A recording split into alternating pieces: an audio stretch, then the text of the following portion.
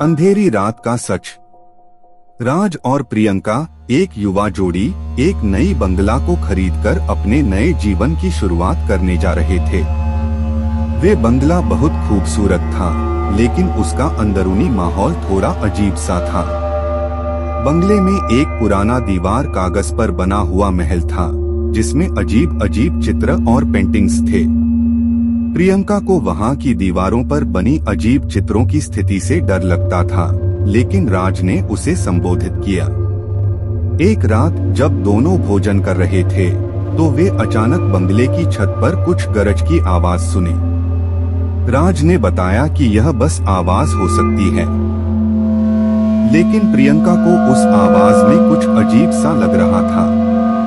दोपहर में जब दोनों अपने कमरे में थे, तो वे अचानक वही गरज की आवाज सुने। इस बार आवाज बहुत तेज थी। प्रियंका ने राज को बताया और दोनों बाहर निकले। बंगले के बाहर वे देखे कि अचानक बादलों में तेज बिजलियां चमक रही थीं और बिजली के साथ ही वही गरज की आवाज आ रही थी। दोनों डर गए और बंगले में वापस आ गए। बंगले में जब दोनों वापस आए, तो वे देखा कि उस अजीब दीवार कागज का महल में आग लगी हुई थी। प्रियंका ने आग पर पानी डाला, लेकिन आग नहीं बुझ रही थी। बिजली के बाद वही गरज की आवाज आ रही थी। उसी समय दोनों ने दीवार के पीछे एक छिद्र देखा, जहां से धुआं निकल रहा था।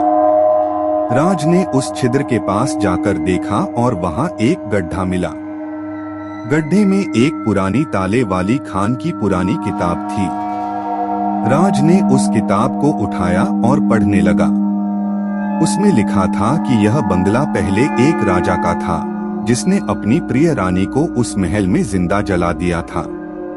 उस दिन के बाद बंगले में अजीब अजीब घटनाएं होने लगी। राज और प्रियंका को लगता था कि बंगला की असलियत उनके सामने आ रही है। एक रात जब दोनों सो रहे थे, तो उन्होंने एक अजीब सी आवाज सुनी, मुझे छोड़ दो, मैं आपको नुकसान नहीं पहुंचा सकता।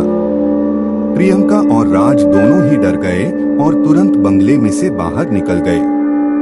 वे अब वहां कभी नहीं जाने का फैसला कर लिया। बंगले की अजीब और भूतिया घटनाएं उन्हें हमेशा के लिए याद रहेंगी।